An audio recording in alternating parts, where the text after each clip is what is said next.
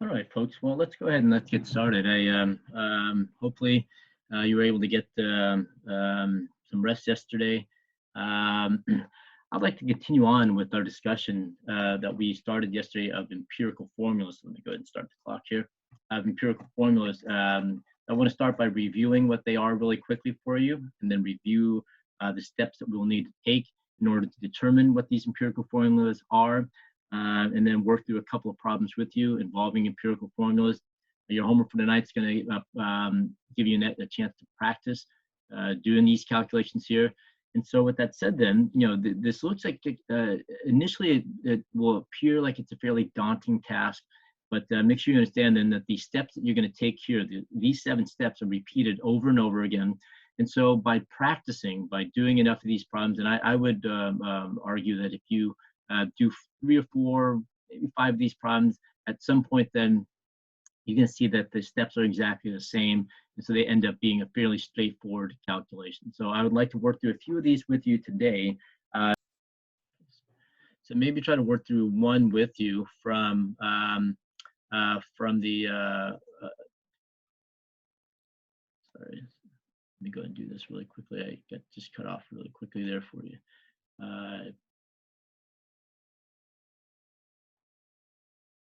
Okay, so try to work through one with you from the book in order to give you a chance from the homework for tonight, and give you a chance to come by and ask questions if you don't have if you have issues with it. Come by and ask questions about this calculation after school today. Okay. All right, so let's go ahead and get let's continue on then. I apologize again. The connection went off there, and so I think there might have been a small section where we got cut off. Okay, but anyway, let's go ahead then. The empirical formula is a formula for a particular compound or for a set of compounds. But what makes the empirical formula unique is that it is the atoms arranged such that they are in the simplest whole number ratios. So you have a formula here which all the atoms are related to each other by simple whole numbers. Simple whole number ratios for the little subscripts there at the bottom. And so when we're trying to calculate and determine what these empirical formulas are, this is the 7 steps that we're going to take. So essentially what we're going to do then is we're going to be calculating for a formula. We're going to obtain the formula in order to determine then the makeup of this particular compound or a series of compounds that share that same empirical formula. And we saw yesterday then in the example that I gave you, there were 2 compounds, acetylene and polystyrene. They were different compounds. They actually had different actual ratios of carbons to hydrogens. With acetylene, it was a 2-to-2, and with polystyrene, excuse me, it was an 8-to-8. But if you reduce all of those ratios down to the simplest whole numbers, we saw then that with both compounds, they shared the same empirical formula, which was a carbon, 1 hydrogen, in a 1-to-1 molar ratio. Okay, so that's what we're going to try to find out. We're going to try with these next problems here. We're going to use the percent composition data. We're going to use the percent composition information here. So we will always start with percent composition. So we'll start out with that. And then what we'll do then is we use that in order to find then the ratios, the mole ratios of each atom in that particular compound. Okay. All right. So 7 steps here. Maybe you should probably have this in front of you when we start this. And so let's go ahead and work through a problem. Okay. All right. So first of all, you read this problem here, okay, and you take a look at this and make sure you recognize then that they are asking you about the empirical formula. So here, the question is asking you about empirical formula. Okay, so that's what they're asking. Okay, what do they give you here? They tell you then that this particular compound, here, which we're trying to find the empirical formula, has nitrogen in it. So it has nitrogen, okay, and it has oxygen. Okay, so whatever this compound has nitrogen, oxygen, what we're going to try to find is we're going to try to find these subscripts here, those little numbers there, what number goes here and what number goes here, so that we have them in the simplest whole number ratio. And if once we can solve for that one, we have our empirical formula. Okay.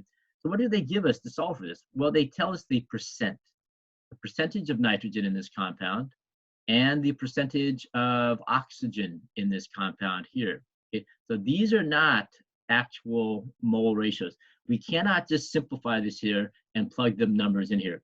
We actually have to do the calculation in order to solve for it, but that's what we were given. Okay, so remember, the percent composition, if you remember when we learned about this earlier this week, the percent composition gives us the amount of each one of those elements in the particular compound. And percentage, then remember, is part over whole. The part here is going to be nitrogen over the total amount of the compound here. And we can use that in terms of masses or molar masses. We can plug that in. And so we can use this percentage to our advantage, because percentages, remember, is always the part over whole out of 100. So if we assume 100 grams, okay, what we want to do then is we want to do a conversion to get moles here, because we need here, remember, these values here represent the ratio of atoms, but they also represent the ratio of moles of each one of these atoms to each other. Okay, so we're going to start out then, and we're going to assume then that we have in 100 grams. Okay, so we have 100 grams of whatever this compound is, okay, whatever this compound is, which we're trying to find. Okay, in 100 grams then, and let's go ahead and work this out. So that's the assumption we're going to make. If we have 25.9% of this compound is nitrogen, then in 100 grams then we will have 25.9 grams of nitrogen. Okay, and same thing holds true here. If we have 100 grams, if 74.1% of this compound is made up of oxygen, then we have then 74.1 grams of oxygen in this compound. Okay, so that's our starting point. Okay, that's our starting point. We've identified what we were given. The starting point of our calculation then is this amount of nitrogen and this amount of oxygen. What do we do with that? Okay, well, we're going to do a simple conversion here. So we're going to do a simple conversion that we've learned about. We want to convert grams to moles. So we want to find out the moles of oxygen and the, moles of nitrogen, sorry, up here, moles of nitrogen. Okay, we want to find the moles of nitrogen equivalent to 25.9 grams of nitrogen. And we want to find the moles of oxygen equivalent to 74.1 grams of oxygen. We need the mole value here, because remember, the ratio here, these two numbers are in molar ratio. So we need the moles. So how do we convert from grams to moles? Well, we need the molar mass. Okay, we need the molar mass. And so therefore, the molar mass of nitrogen, remember, we get that from the periodic table, is 14 grams per mole. Okay?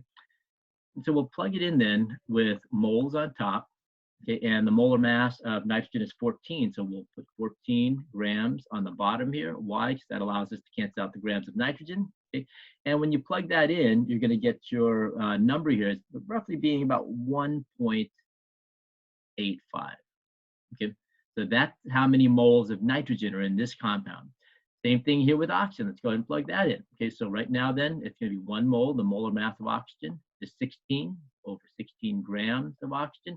If you plug that in, you get here 4.63. Okay, all right, so what does this mean right here? At this point, what does that mean? Okay, it means then the amount of nitrogen is going to be 1.85 moles, okay, for every 4.63 oxygen atoms. Okay, so first of all, that's the ratio. That's the relative amounts right there. Okay. The problem for us is then, if we want to interpret this on the atomic level, you can't have 1.85 nitrogen atoms. You can't have 4.63 nitrogen atoms. Okay, so we need simple. We need simple whole numbers. So how do we get that? Well, let's imagine this here. If we can divide this by 1.85, okay, divide both of them by 1.85. So let's go ahead and simplify it here. So nitrogen then becomes 1, and oxygen, when you reduce that, ends up being roughly about, if you round it, okay, to the 10th place, be 2.5, 2.5. Okay. So there it is. Now we're getting closer to whole numbers now. We're getting closer to whole numbers. We have a whole number here. We have a fraction here. So not quite a whole number yet. Okay. We need simplest whole number ratios for our empirical formulas. So how do we get rid of a half here? We talked about this before. If we have a fractional coefficient here, subscript here, how do we eliminate that? Well, imagine if we doubled everything here. We doubled all the coefficients. So we just go ahead and we double everything. We double everything here. This still is a whole number. That's 2. And this becomes 5. Now a whole number. Now, is this simplest whole numbers? Absolutely. So we have whole numbers here. This is the simplest whole number ratio. Why? Because you cannot divide. There is no common, you cannot divide this any further and still get a whole number. So this, folks, is then our empirical formula for this particular compound. Okay. All right. So those are the steps that we had to go through. So let me quickly walk you through the steps then, if you have it in front of you. So we went through the steps. So first of all, we identified the percent composition. There it is, and there it is. We identified the percent composition for both elements in the compound. Then we went ahead and we assumed 100 grams here. Okay. And then what we did here is we basically, this is the percentage here, because in 100 grams, we'll have this mass of nitrogen and this mass of oxygen. So we went ahead and converted that into moles. That takes us through step 4. Okay. Then what we're going to do then is we divided each one of these amounts here by the smallest of the two. And the reason for that is we want to get simplest whole numbers. And when we divide there, in this particular case, we did not get whole numbers. We got simplest ratio, but not whole numbers. And finally, then, in order to get whole numbers for this particular atom here, we doubled everything. Okay, so we got that. Okay, all right. So that's what we get for the particular compound. Okay, sorry about that. Okay, and what I'd like us to do then is I want you to go ahead and try a problem here. Okay, try number 29 in your problem set. So take about what I'd like you to do is take about a couple minutes at least to set up the problem. Okay, set up the problem, and then I will work it out for you. So take, and if you can actually get the answer, good, but go ahead and at least set up the problem in order for us to work it out, okay? All right, so go ahead, take a couple minutes to set up the problem. Okay, let's go ahead then, let's take a look at this problem here. So first step then is let's go ahead and let's identify the percent composition. So, okay, there we have it. We are given whatever this compound is, it's made up of calcium and chlorine. So again, we're trying to find that number right there. We're trying to find that number right there. Okay, so here is the percent composition of calcium. This is the percent composition of chlorine. Okay, and so there it is. We've identified, we did the first step. Then we're going to assume 100 grams. We're going to assume then that whatever this compound is, we have 100 grams of that compound. Okay, because if we have 100 grams of that compound, then we can go ahead then and start our calculation, because in 100 grams, if these are the percentages of those atoms there, we can then say then that there will be, sorry,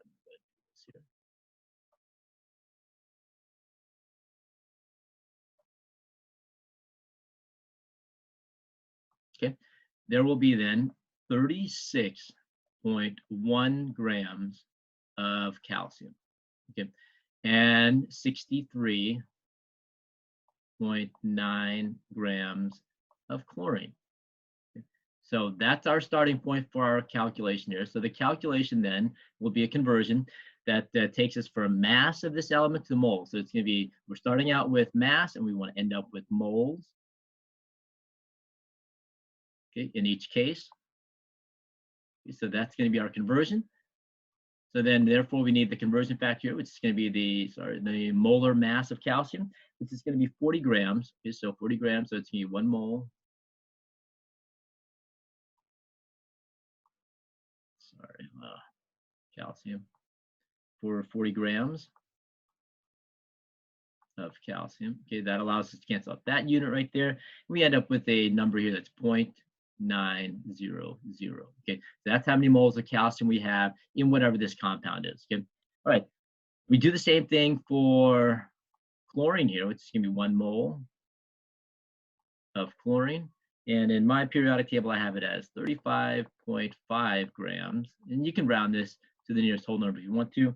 And then I get here then 1.8 moles. Right, so at this point then, what we have then, and let's go write this out, we have the mole ratios. So that means that we have 0.9.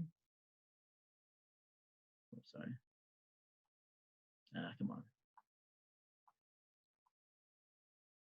0.9 moles for calcium and 1.8 moles for chlorine. Okay. All right. So we have their ratios, so it's a 0.9 to 1.8 ratio, but that's not simplest, and that it's not whole numbers. First of all, it's not whole numbers. So how do we get whole numbers from this? We're going to divide each one of these by the smallest of the two, which is going to be 0.9. We'll go ahead and do that. Okay, and so therefore, then calcium ends up being 1, and chlorine here ends up being 2. So in this particular problem, works out really nicely, where at the end of this step here, we end up with our simplest whole number ratios. And so therefore, our answer then, our empirical formula is going to be calcium CaCl2, which ends up being calcium chloride. Okay. All right. Very good. Let's go ahead then. So make sure you write that down. Okay. Let's go ahead then, and I would like us to do another problem. Let's go ahead and work this one out. So let's go ahead and let me erase this here. Okay.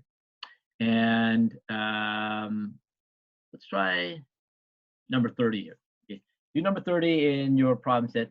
Let's take about 3 or 4 minutes to work out this problem. Try to finish this problem then within that 3 or 4 minute time period. Okay, so I'll leave you plenty of time to work this out. Okay, and try to get the empirical formula. Okay, and then once we come back, I'm going to work this problem out for you, and then I'll assign you one problem to work on to finish out the period, and then make sure you post that as well. But for this particular problem here, folks, try to get the answer this time. So in number 29, I asked you to try to set it up.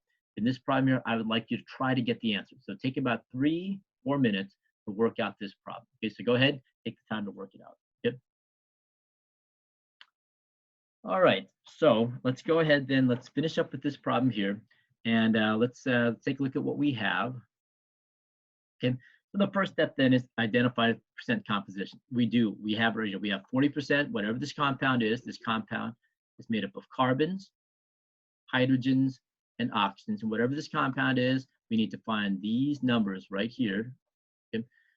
And so these are the percentages that we were given. We have 40% carbon, 6.7% hydrogen, and 53.3% oxygen. Okay, so we're going to assume then that we have 100 grams of whatever this compound is. We're going to have 100 grams, because in 100 grams then we will have 40 grams